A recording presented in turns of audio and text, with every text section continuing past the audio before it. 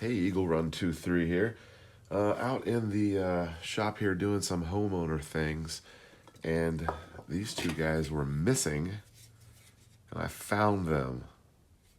These are some Beretta mags. That's a Pro Mag brand. I don't know what this one is, but some larger than standard capacity magazines here, and I'm glad to have those back. I was reading an article about how there's going to be some pretty serious legislation coming down about magazine capacity. We're already seeing a lot of that, and it just reminded me. And this is the point of the video here is there's a lot of gun legislation out there that's coming up, and our president has specifically asked for there to be a ban on AR-15s. A lot of us in the Second Amendment category are facing some battles on those.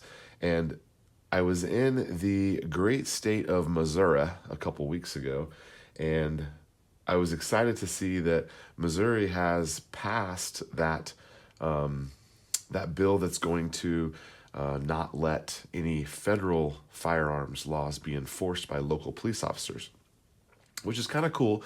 And I think a lot of states should do that. I believe there's talks about that in Texas, but being that it's springtime and there's a new Congress, there is a lot of legislation out there. That H.R. 1 bill that passed the House, hopefully it doesn't go anywhere in the Senate, but we got to make sure that every one of our representatives knows our position, that these firearm bills go nowhere. We've got to make sure that they are representing us and that our voices are heard. The H.R. 1 is interesting because there is a roundabout way to a gun registry because of the way that that's written, and there's no examples of gun registries not leading to gun confiscation. I think that's a pretty logical next step, and there's just no way for those things to be enforced without a registration. And so it doesn't say that, but it's kind of a roundabout way. And we need to be concerned about these things. And I've never been politically active other than conversations with friends and family members, but I have written and emailed my representative in the last 6 months more times than I have my 20 years of voting before that. So I would encourage all of you to do that. I'm going to leave a link in the description where you can find your representative. If you don't know your representative, you need to know their names, and you need to be contacting them. And then it kind of got me thinking about something else, because there is a topic that I didn't really know that much about, but I got a message from another YouTube channel. It's called CRS Firearms. And I got a message from him, and he was telling me about that he's going to do a video on the topic of jury nullification. Now, this is basically a conscientious objection, and it's a power that jurors have that we don't really know about and no one really talks about. And there's a lot of mystery around this.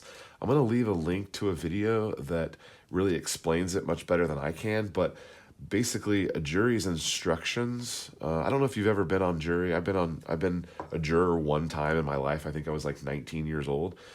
But they give you instructions of how you're supposed to vote, like when you do your jury deliberations, and almost no times do they tell you about jury nullification. And it's really interesting because it is a way to get an acquittal because of a conscientious objection. And that could be something as simple as what the punishment will be. Even if the person is guilty, if the punishment is too severe, you could object to that consciously. And it's kind of a trump card to to some of these gun laws. And so I think it's worth looking into. I would encourage you to watch this video, because if you could get gun laws to be essentially unenforced, then there would be no gun cases. No one would settle or bargain. They would go to trial because they know it's going to get tossed out, which that would be the ultimate comeback to all of these gun laws. I am 100% not an attorney, and I just learned about this recently. And if you're like me, you probably don't know what it is. If you're curious, watch the video. It's like 5 minutes long, tells you how it works. But if we could have this happening in these gun cases, it would make all of this stuff. It would be unenforceable. It would just go away, and I think that's super duper interesting. So anyway, I guess I'm gonna lose these in the lake again. A little bit of a different video for you guys, but appreciate you hanging out and listening. Email your representatives. All right, that's all. Eagle Run 23. We'll see you next time.